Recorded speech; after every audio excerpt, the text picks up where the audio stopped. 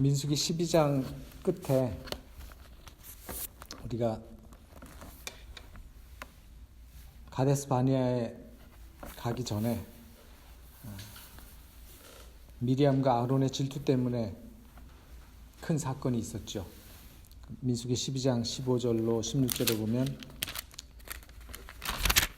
이에 미리암이 진 밖에 7일 동안 갇혔고 백성은 그를 다시 들어오게 하기까지 진행치 아니하다가 그 후에 백성이 하세롯에서 진행하여 바란 광야에 진을 치니라. 그래서 모세에 대한 질투, 또 모세 아내 십보라에 대한 질투, 이런 걸로 인해서 미리암과 아론이 반역하는 일을 벌이다가 하나님의 개입으로 문둥병에 걸렸죠. 그래서 진 밖으로 쫓겨났는데 모세가 하나님 앞에 기도함으로 그 미리암의 문둥병은 깨끗함을 받았지만 7일 동안 진영에 들어오지 못하고 격리되어 있다가 다시 들어오게 되는 그런 경험을 하게 되죠. 부조와 선지자 책에 보면은 이 미리암의 질투와 불만이 현저하게 처벌되지 않았더라면 그 결과는 더 큰 악을 가져왔을 것이다 라고 말씀을 하셨습니다. 그래서 질투는 우리 인간의 마음속에 존재할 수 있는 가장 악마적인 특성의 하나라고 우리가 말할 수 있지요. 그 결과는 가장 불행한 것 중에 하나이죠. 잠언에 보면 27장 4절에 부는 잔인하고 노는 창수 같거니와 투기 앞에야 누가 서리요. 분노, 화내는 것도 잔인하고 아주 화를 그냥 폭발하는 것도 그냥 이 홍수가 나는 것처럼 무서운 거지만 투기 앞에는 그런 건 견딜 게 아니다. 그런 말씀이잖아요. 그래서 질투가 굉장히 무서운 것이라는 말씀을 하셨어요. 야고보에도 시기와 다툼이 있는 곳에는 요란과 모든 악한 일이 있음이니라. 그래서 시기, 그 다음에 투기, 질투, 우리 인간의 마음속에 가질 수 있는 아주 무서운 악마적인 특성을 하나님께서는 다시 한번 우리에게 경고하시고 우리가 그런 정신에 휩쓸리지 않도록 말씀하고 계십니다. 사단이 하늘에서 불화를 처음 일으킨 것, 죄의 시작도 사실은 이 질투심이었죠. 그것에 빠짐으로 인해서 우리 피조물들에게는 말할 수 없는 화가 생겼고 타락한 결과를 가져오게 됐습니다. 그래서 하나님께서는 너무 교만해서 하나님의 교훈을 받지 않고 가르침을 받지 않는 자들과 자기 고집대로 하는 사람들을 어떻게 하실 수가 없어요. 하나님께서는 그 사람들을 억지로 어떻게 하지 못하시는 것입니다. 그래서 하나님께서 영화롭게 하신 사람들을 우리도 영화롭게 해야 한다는 그 교훈, 바로 모세를 대항했던 형제라 할지라도, 형과 누이가 모세를 대적했는데 형과 누이라 할지라도 하나님께서 세우시고 하나님께서 영화롭게 하신 사람들을 대적할 수 없음에 대해서 말씀하셨어요. 그래서 미리암에게 내린 심판은 하나님께서 그분의 사업에 책임을 지우신 사람들에 대하여 질투하고 불평하는 모든 사람들에게 견책이 되어야 한다라고 부조와 선지자에 보면 나와 있습니다. 그래서 우리의 삶에 이런 질투나 투기, 꼭 지도자가 아니라 할지라도, 그죠? 우리 질투와 투기는 꼭 지도자에 대한 것 아니라도 생기잖아요, 그죠? 그런 일들이 없어야 하리라고 생각을 합니다. 이제 오늘은 민수기 13장부터 나오는 말씀, 13장 1절부터 2절에 나오는 말씀입니다. 여호와께서 모세에게 일러 가라사대 사람을 보내어 내가 이스라엘 자손에게 주는 가나안 땅을 탐지하게 하되 그 종족의 각 지파 중에서 족장된 자 한 사람씩 보내라. 이제 드디어 민수기에 등장하는 이야기, 12 정탐꾼 이야기가 13장에 나오기 시작하죠. 그들이 시내산에서 군대 조직을 갖추고 시내산을 떠난 다음부터는 훨씬 시내산까지 오는 그 기간보다도 훨씬 더 아마 이동 속도가 빨랐을 거예요. 왜냐하면 조직적으로 움직였고 그 모든 것들이 군대 조직에 의해서 딱 체계적인 순서가 다 돼 있었기 때문에 그 전에 그냥 막 아무런 조직도 없이 그냥 다 섞여서 나올 때보다는 훨씬 더 이동 속도도 빨랐고 쉽게 이동할 수 있었으리라고 우리가 짐작할 수 있습니다. 지금 백성들이 모여 있는 곳은 바란 광야에 진을 쳤다라고 말씀을 했는데 그 바란 광야가 어딘가 하면 이제 지도에 보시는 저 사해에서 남쪽, 지금 현재 이스라엘의 네게브 사막 쪽입니다. 그러니까 이스라엘 나라를 반으로 딱 쪼개면 그 중간 쪼갠 부분에서 아래쪽 부분이에요. 그래서 그 아래쪽은 거의 사막, 네게브 사막이라 해서 거의 사람들이 살지 않는 그 광야인데 그쪽에 바란 광야가 있고 거기서 조금 올라오면 가데스 바네아가 있는데 이스라엘 백성들이 시내산에서 저렇게 산지를 통과해가지고 바란 광야에 와서 그들이 이제 하나님께서 정탐꾼 보내라고 하는 말씀을 듣게 되죠. 이스라엘 백성들이 시내산을 떠난 지 11일 만에 바란 광야에 있는 가데스 바네아에 도착했다라고 신명기에 보면 나와 있어요. 그래서 훨씬 더 그 전보다 이동 속도가 굉장히 빨랐던 것을 우리가 알 수 있습니다. 그 거리를 보면. 그래서 조직한 다음에 이스라엘 백성들은 훨씬 더 조직적으로 잘 이동해서 빨리 움직일 수 있었던 것 같습니다. 여기 보면은 분명히 하나님께서 사람을 보내어 땅을 탐지하게 하되라고 말씀하셨잖아요, 그죠? 그래서 하나님께서 정탐꾼을 보내라고 하신 것처럼 민수기에 나오는데 과연 그런가? 신명기에 보면 정확하게 나옵니다. 신명기 1장 19절로 25절에 보면 모세가 이제 그 모든 과정을 민수기에는 아주 간략하게 그 사실만 얘기했지만 신명기에는 왜 정탐꾼을 보내게 됐는지에 대한 그 이유를 쭉 말씀했어요. 그 말씀을 보면 우리 하나님 여호와께서 우리에게 명하신 대로 우리가 호렙산에서 발행하여 너희의 본바 크고 두려운 광야를 지나 아모리 족속의 산지길로 가데스 바네아에 이르는 때에 내가 너희에게 이르기를 우리 하나님 여호와께서 우리에게 주신 아모리 족속의 산지에 너희가 이르렀나니 너희 하나님 여호와께서 이 땅을 너희 앞에 두셨은즉 너희 열조의 하나님 여호와께서 너희에게 이르신 대로 올라가서 얻으라 두려워 말라 주저하지 말라 한즉 모세가 이렇게 얘기했어요.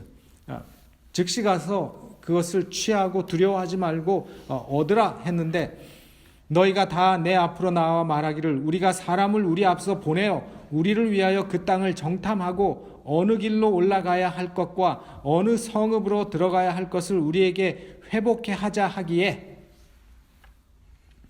내가 그 말을 선히 여겨 너희 중에서 매 지파에 한 사람씩 12를 택하매 그들이 앞으로 가서 산지에 올라 에스골 골짜기에 이르러 그곳을 정탐하고 그 땅의 과실을 손에 가지고 우리에게로 돌아와서 우리에게 회보하여 이르되 우리 하나님 여호와께서 우리에게 주시는 땅이 좋도라 하였느니라. 그래서 이 말씀을 보니까 누가 요청한 겁니까?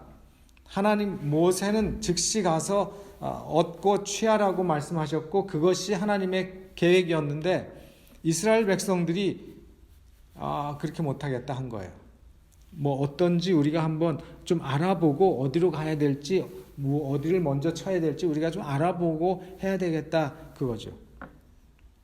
그래서 이 신명기는 모세가 출애굽 40년을 회고하면서 그 과정을 자세하게 설명을 하다 보니까 이런 과정까지 설명을 했지만 민수기에서는 그냥 그 사실 정탐꾼을 보냈다는 사실과 그 결과에 중점을 둔 기록으로 민수기가 기록된 것 같아요. 그래서 신명기와 민수기를 이렇게 종합해 보면 하나님께서 이 12 정탐꾼에 대한 아이디어는 하나님께서 나온 것이 아니라 누구의 요청이었다고요?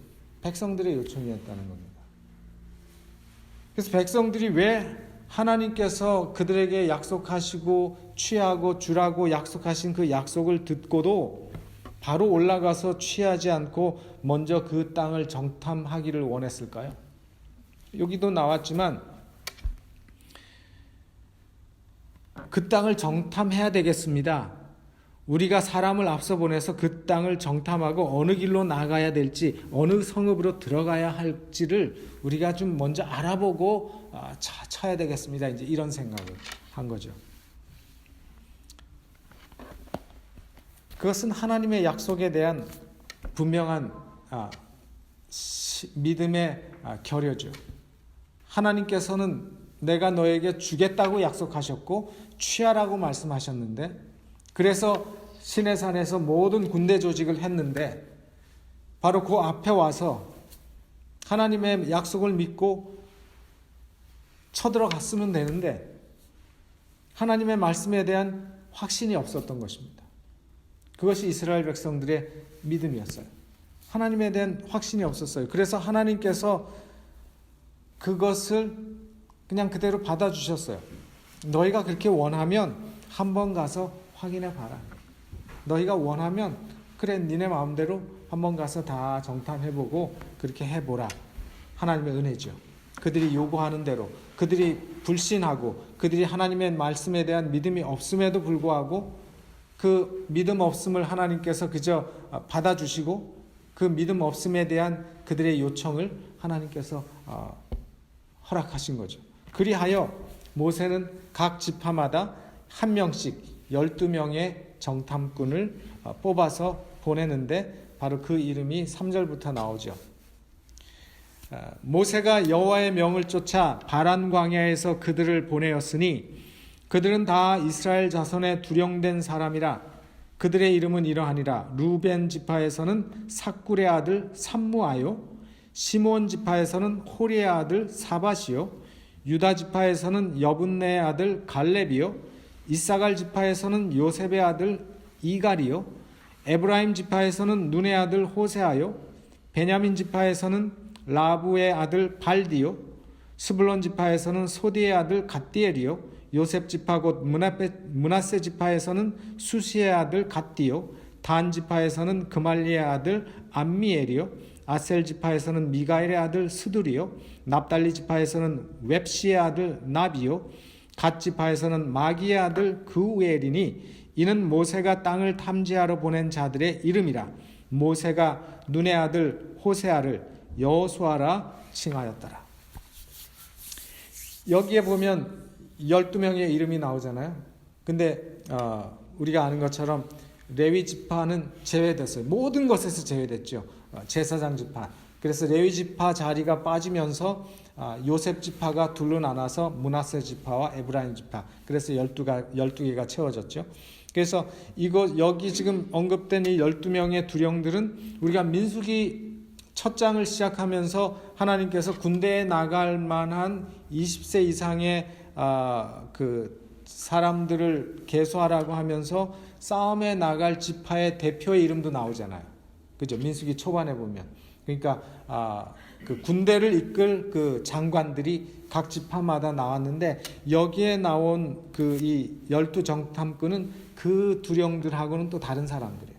그래서 이 12 정탐꾼들은 바로 정탐 임무를 위해서 그 각 지파의 20세 이상 그 전쟁에 나가서 싸울 그 장관들 말고 그 중에서 아주 어쩌면 민첩하고 아주 건강한 사람들을 뽑았던 것 같아요. 그래서 12명의 족장들, 다른 사람들로서 정탐꾼들이 뽑혔는데 여호수아하고 갈렙은 거기에 있었어요. 그래서 여호수아하고 갈렙 이 두 사람이 거기에 있던 그 여호수아는 그 지파 두령 가운데도 있었죠. 그래서 여기 특이한 사항, 그 사람들은 거기에 있었지만 다른 사람들은 거기 없는 사람들. 그래서 이 사람들이 이제 가게 되는데 이 사람들의 임무가 뭐냐 하면 17절부터 20절에 보면은 모세가 가나안 땅을 탐지하러 그들을 보내며 이르되 너희는 남방길로 행하여 산지로 올라가서 그 땅의 어떠함을 탐지하라. 곧 그 땅 거민의 강약과 다소와 그들의 거하는 땅의 호브로와 거하는 성읍이 진영인지 산성인지와 토지의 후박과 수목의 유문이라. 담대하라. 또 그 땅 실과를 가져오라 하니 그때는 포도가 처음 익을 즈음이었더라. 그래서 포도가 처음 익을 즈음이라고 말을 한 걸 보면 아마 초가을 정도, 오늘날로 얘기하면 9월 초쯤, 그때쯤 생각되는 그런 시기였던 것 같아요. 그래서 모세가 명한 대로 남방길로 행하여 산지로 올라가라. 남쪽에서부터 해서 산으로 올라가라. 그 말은 그 요단강 동편으로 우회해서 들어가서 엿보지 말고 가나안 땅을 가로지르. 가나안 땅을 보면은요, 제가 전에 한번 설명한 적이 있지만 가나안 땅은 남북으로 이렇게 산이 제일 가운데 산지가 쭉 산맥이 있어요. 그리고 그 서쪽은 해변길이고 그 산지 동쪽은 요단강이 쭉 흘러서 계곡이고 그 요단강을 건너면 또 큰 높은 산지가 쫙 돼 있고 그런 그 형태로 국토가 돼 있어요. 그러니까 이 모세가 뭐라고 얘기했는가 하면 요단 동편으로 우회해서 들어가지 말고 가나안 땅을 가로지르는 그 산지를 타고 북으로 올라가서 가나안 땅을 제대로 보고 오라. 이제 그렇게 얘기를 한 것입니다. 특별히 그 당시에 가나안 산지에는 누가 살고 있었는가 하면 헷 족속과 여부스 족속, 여부스 족속을 쫓아내고 차지한 곳이 어딘가 하면 나중에 예루살렘이죠. 그래서 여부스 족속은 예루살렘 산지에 그 당시에는 뭐 예루살렘이라고 하는 것이 없었기 때문에 예루살렘이 있는 그 지역을 여부스 사람들이 차지하고 있었고 또 아모리 족속 이렇게 산지에 사는 족속이 헷, 여부스, 아모리 족속이 살고 있는 그 산지를 향해서 다 정탐하라고 그랬어요. 그러면서 적어도 6가지 임무를 줬어요. 모세가. 첫째는 그 땅 거민의 강약. 그죠? 그 땅 거민이 강한지 약한지 얼마나 센지 한번 알아봐라. 두 번째는 그 땅의 인구 밀도, 얼마나 사람들이 모여 있는지, 얼마나 인구가 많은지, 인구가 적은지 그런 것도 다 보라. 그 다음에 땅이 호불호, 땅이 좋은지, 경제적으로 이익이 될 만한 땅인지, 그 땅의 도덕적인 상태나 영적인 상태도 다 보고 오라는 얘기였어요. 땅 그저 땅이 좋고 그거보다도 땅의 호불호를 보라는 거는 그런 의미까지 다 포함된 겁니다. 그 다음에 성읍이 진영인지 산성인지. 진영이라는 말은 평지에 그냥 이렇게 성벽 없이 그저 있는 건지 아니면 산 위에 성을 쌓고 있는 그런 진영, 그런 형태인지 그런 걸 다 보고 오라고 했어요. 그 다음에 토지가 좋은지 나쁜지, 그 다음에 나무가 많은지 적은지, 수목의 유무 이런 6가지를 보고 오는데 또 특별히 모세는 그 땅에서 나는 실과를 한번 가지고 와보라 이렇게 얘기했죠. 그러면서 모세가 한 얘기가 뭐였어요? 조심하라 그랬어요. 정탐꾼 보낼 때 조심하라 그러잖아요. 우리 야 조심해, 들키지 않게 조심해. 근데 모세는 뭐라고 얘기했냐면 담대하라 그랬어요. 담대하라고 용기 줬어요. 조심하라고 안 하고, 제가 이 말씀을 보면서 왜 모세가 조심하라고 안 하고 담대하라고 했을까 생각을 좀 해봤습니다. 보통은 이렇게 사람을 몰래 이렇게 스파이 보낼 때는 야 들키지 않게 조심해. 이렇게 얘기를 할 것 같은데 담대하라. 어쩌면 이 말은 너희들 스스로의 힘을 의지해서 뭔가 거기서 용맹을 떨치려고 하라는 말이 아닌 것 같아요. 담대하라는 말은 사실은 스파이 노릇하는 게 쉬운 일이 아니죠. 아무리 많은 정보를 가지고 있어도 어떤 적군의 진지에 가서 스파이의 임무를 띠고 스파이가 아닌 척하면서 모든 것을 정보를 얻고 오는 것은 쉬운 일이 아닙니다. 굉장히 어려운 일이죠. 또 지금 뭡니까? 가나안에 대한 정보가 있어요, 없어요? 거의 없어요. 오늘날 스파이들은 이미 가기 전에 거의 모든 정보를 다 가지고 가잖아요. 누구하고 접선하고 어디 가서는 어떻게 해야 되고 그쪽에 사람처럼 꾸미고 그 사람 그쪽에 말투 그쪽에 다 그런 걸 교육 다 받고 가잖아요. 근데 지금 이 12 정탐꾼들은 그쪽에 대한 정보가 없어요. 거의 정보가 없는 것입니다. 그 사람들은 애굽에서 400년 동안 살다가 온 노예들이었어요. 그러니까 가나안 땅에 대한 정보가 거의 없는 거예요. 그냥 이들의 임무가 뭐냐면 그 땅이 어떤 땅인지 첫 임무인 것입니다. 진짜 파이오니어예요. 개척자들이에요. 첫 임무예요. 그러니까 어떤 일이 벌어질지, 어떤 위험이 도사리고 있는지 전혀 모르는 상황인 것입니다. 그런 상황 속에서 모세는 모든 위기와 모든 환난에서 구원해 내신, 그리고 이곳까지 인도해 오신 그 여호와 하나님을 의지함으로 담대하게 용기를 가지고 가라는 그런 의미의 말이었던 것입니다. 그 말은 뭐냐면 승리는 이미 우리의 것이니까 너무 두려워하지도 말고 너무 걱정하지도 말고 용기를 가지고 가서 잘 살피고 오라는 것입니다. 그 탐지하는 모든 것을 부정적인 시각으로 보지도 말고 얻을 수 있다는 확신을 가지고 바라보라는 그런 의미로 아마 모세는 그들에게 담대하라 그 말을 했던 것 같아요. 조심하라가 아니라 담대하라. 왜냐하면 그것은 하나님께서 우리에게 주시기로 한 모든 것인 거예요.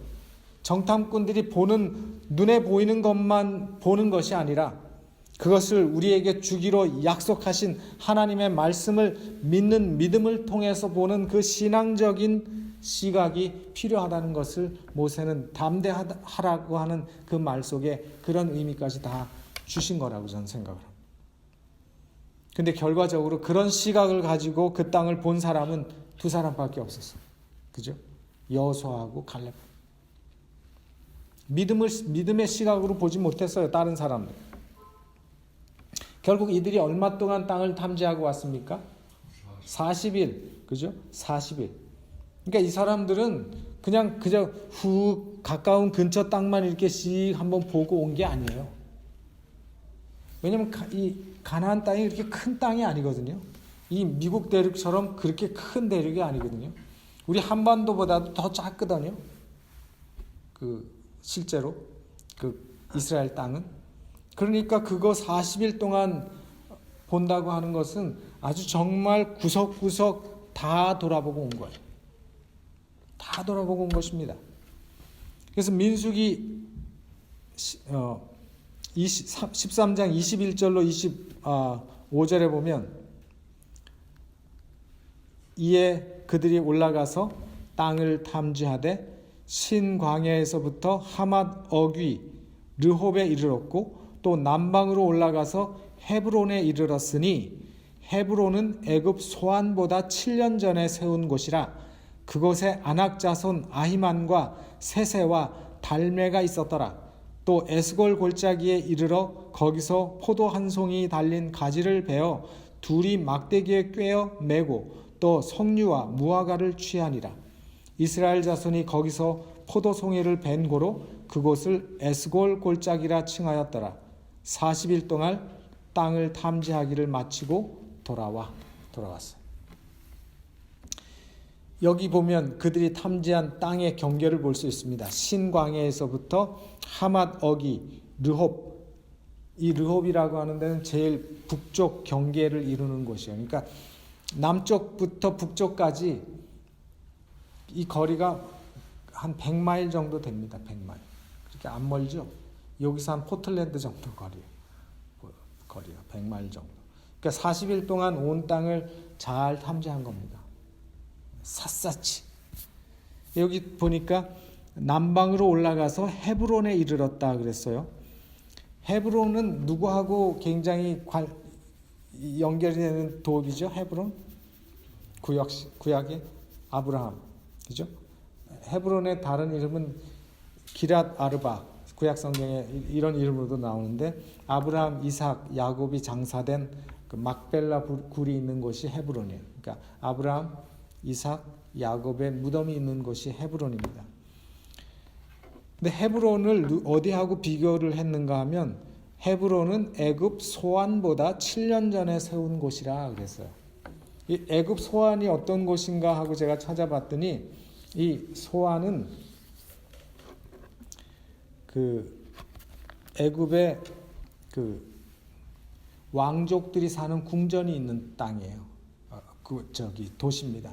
그래서 한때는 16 애굽의 16왕조의 궁궐이 있었던 장소가 소안이었어요.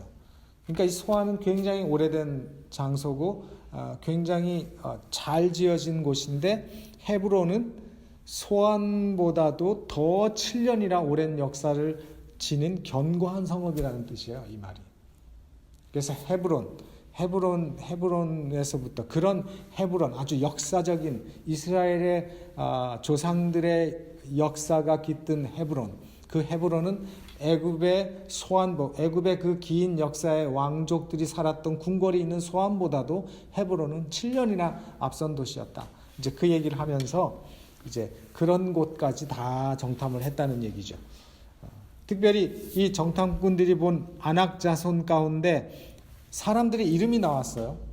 그 사람들, 아낙 자손의 장수들의 이름까지 기록을 했어요. 누구냐면 아낙 자손의 세 지도자 아히만과 세세와 달메라. 이 사람들이 어디에 나올까요? 또 어디에 나오길래 이 사람들의 이름이 기록됐을까요?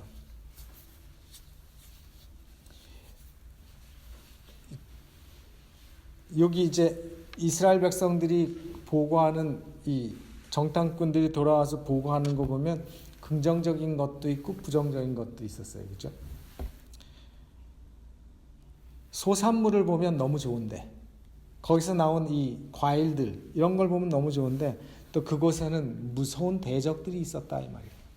아낙 자손 가운데 아히만, 세세, 달메, 이 사람들은 굉장한 장수들이라는 거죠. 무서운 대적이 있었고 그곳은 견고한 산성들이 있는 땅이었다는 것입니다. 쉽게 함락시킬 수 없는 땅이라는 거예요. 그러니까 이 12 정탐꾼들이 스파이 노릇은 굉장히 잘한 것 같아요. 정탐은 매우 잘했어요. 그들의 임무를 정말 잘 완수하고 돌아왔어요. 그 지도자들의 이름까지 다 알아가지고 왔잖아요. 근데 어떤 주석에 보니까 여기에 이 세 사람의 이름이 나온 거는 하나의 복선이라고, 뭐 드라마에 나온 하나의 복선, 영화 같은 데 나온 복선이라고 얘기를 했어요. 왜 그러냐면 여수아하고 갈렙만 빼놓고는 가나안 정복에 대해서 다 부정적으로 얘기했잖아요. 우리는 메뚜기 같아서 못 간다 그랬잖아요. 근데 가장 그 큰 이유가 누구 때문인가 하면 바로 이 아낙 자손들 때문이거든요. 아낙 자손들이 거인이고 그들의 군사력과 그들의 이 용맹성은 우리하고는 비교가 안 된다는 거죠. 그걸 보고 그들이 두려워한 겁니다. 아낙 자손들, 특히 여기 나오는 3명의 장수들. 실제로 아낙 자손들은 이스라엘 백성들보다 타고나게 키가 크고 아주 이 거인 족속들이었던 것 같아요. 아주 키가 크고 아주 강한 족속이었는데, 그리고 그들이 거주하는 그 헤브론이라고 하는 곳은 해발 고도가 거의 1000m 가까운 곳이니까 꽤 높은 지대였어요. 높으니까 산악지역이기 때문에 정복하기가 굉장히 힘든 곳이라고 정탐을 한 사람들은 볼 수밖에 없는 것입니다. 인간적인 눈으로 볼 때는. 근데 50년 후에, 1호부터 50년 후에, 다시 말해서 가나안 땅에 들어가서 10년 만에 갈렙이 이 아낙 장수들을 다 정복했어요. 놀랍지 않습니까?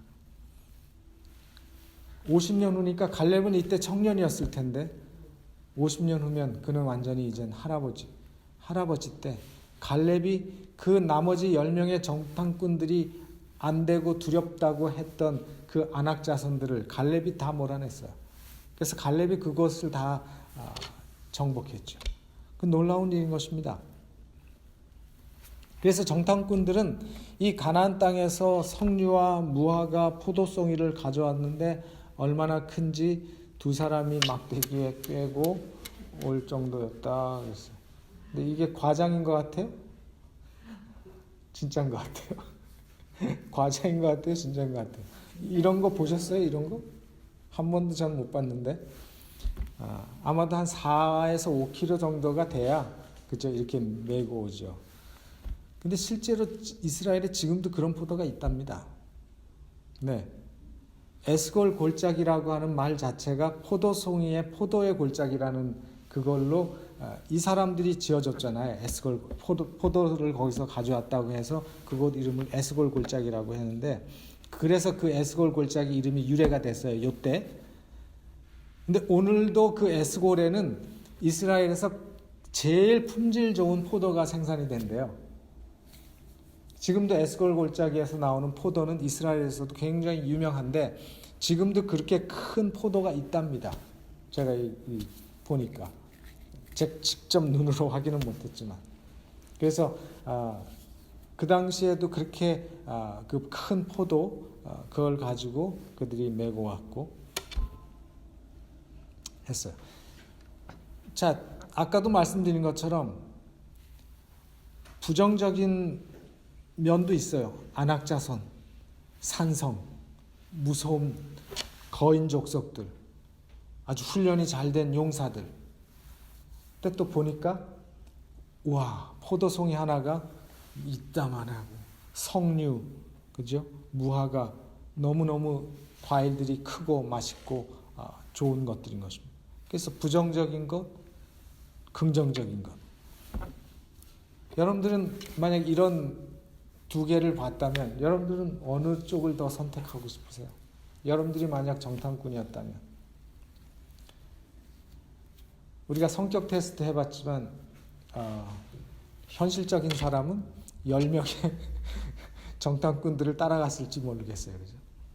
그 사람들은 현실적으로 딱 논리적으로 눈에 보이는 걸로 딱 이러니까 우리는 안 됩니다. 또 그렇지 않은 사람들은 믿음으로 반응했을지도 모르고 사실은 근데 그게 아니죠.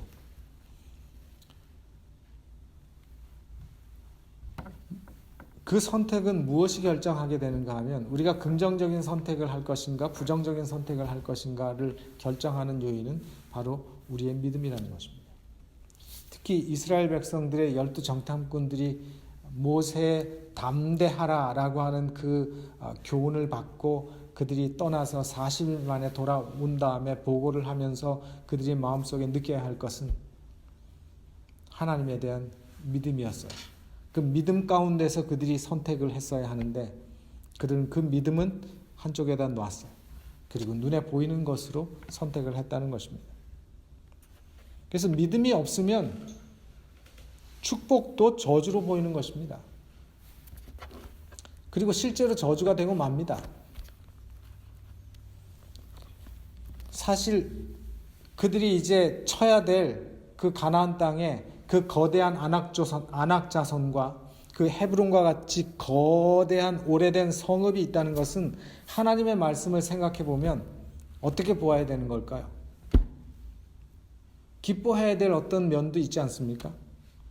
믿음으로 보면 기뻐해야 될 이유도 있는 것입니다. 왜냐하면 하나님께서 주신다고 약속하신 성읍이니까 비실비실한 성읍보다는 큰 성읍을 우리가 주는 게 훨씬 더 낫잖아요.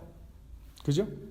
하나님이 모두 이스라엘 백성들의 주기 위해서 애굽에서 인도해 내셨다고 말씀하셨는데 그렇다면 그 말씀을 그들이 정말 진지하게 믿음으로 믿고 있었다면 그런 상황 속에서 하나님께서 이렇게 견고한 성도 우리에게 주시니 얼마나 감사한가. 진영이 아니라 저렇게 오래되고 훌륭한 성읍을 우리에게 주시니 그래서 그것을 낙담할 것이 아니라 용기를 얻게 하는 것이 되었어야 되는데 10명은 낙담하고 용기를 잃었고 2명만이 그 하나님의 말씀을 기초로 한 믿음으로 그 모든 상황을 보았다는 사실입니다. 그래서 우리는 우리에게 주어진 모든 상황과 형편을 우리 믿음의 눈으로 볼 수 있는 그런 믿음의 사람들이 되어야 하는 것입니다.